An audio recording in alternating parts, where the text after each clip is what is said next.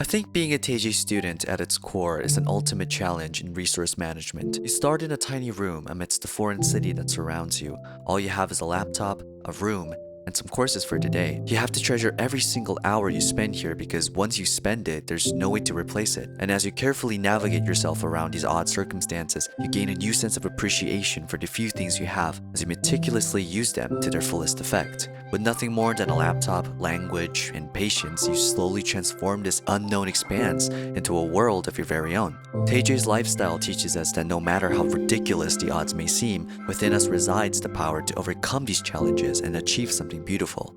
That one day, we will look back at where we started and be amazed by how far we've come.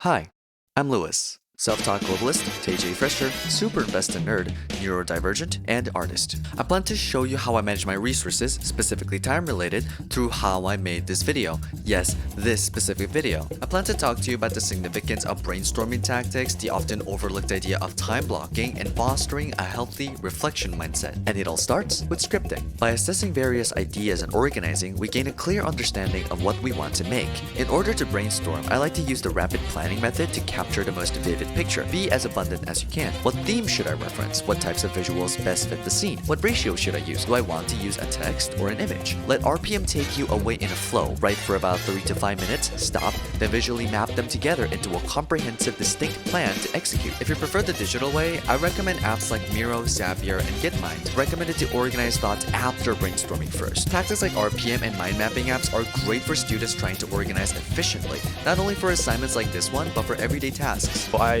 list up the things that I need to buy in my Notion page.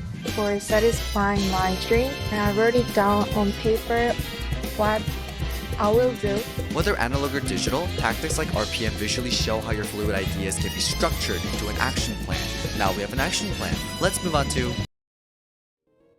Every time I completed a script, storyboard, or plans, I can't help but feel easy, even confident, to act out the action plan. I tell myself, I brainstormed, I organized, I can make this.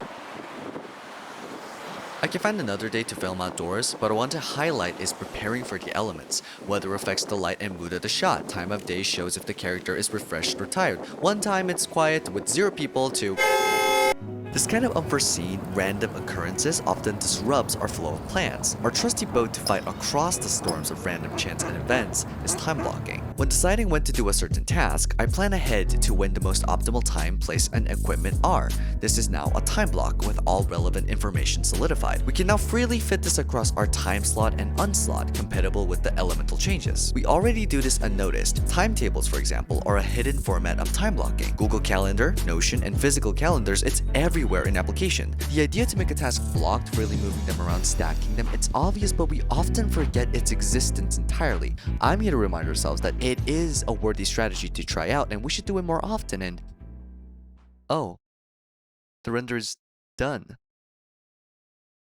The video is done.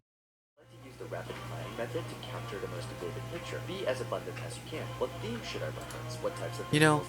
A video itself can only serve purpose as a product. Using time management skills like mind mapping and time blocks can only get us so far. It's speculation and judgment when it's finished is entirely up to you and the audience. A form of reflection.